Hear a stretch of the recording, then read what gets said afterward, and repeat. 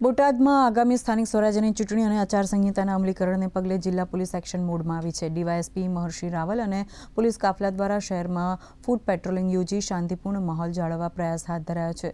Checkpost શરૂ કરી વાહનોનું સઘન ચેકિંગ કરવામાં આવી રહ્યું છે।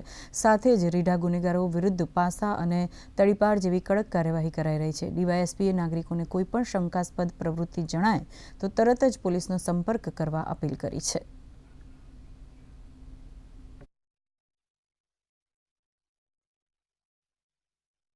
બોટાદ જિલ્લામાં આગામી જે ચૂંટણી છે તેને અનુલક્ષીને આજે બોટાદ ટાઉન પોલીસ સ્ટેશન વિસ્તારમાં જે સંવેદનશીલ બૂથ આવેલા છે તેના રૂટ ઉપર અને આ સિવાય અન્ય જે પણ સંવેદનશીલ વિસ્તારો છે તેને આવરી લઈ અને એક રૂટ માર્ચ અને ફ્લેગ માર્ચનું આયોજન કરવામાં આવ્યું હતું, જેની અંદર બોટાદ જિલ્લાના અધિકારીઓ જોડાયા હતા। બોટાદના પોલીસ અધિક્ષક શ્રી સાહેબની સૂચના અને માર્ગદર્શન મુજબ હાલમાં બોટાદ જિલ્લામાં વિવિધ ચેકપોસ્ટ પણ કાર્યરત છે, જેમાં વાહન ચેકિંગ, ગેરકાયદેસર પદાર્થોની હેરફેર, પ્રોહિબિશનને લગતી પ્રવૃત્તિ, માદક પદાર્થો આ તમામ ઉપર પણ વોચ શરૂ છે। હાલમાં બોટાદ પોલીસ દ્વારા જિલ્લાના તમામ પોલીસ સ્ટેશનોમાં વારાફરતી સંવેદનશીલ વિસ્તારોમાં ફૂટ પેટ્રોલિંગ કરવામાં આવનાર છે અને આગામી સમયમાં આ કાર્યવાહી સતત ચાલુ રહેવાની છે।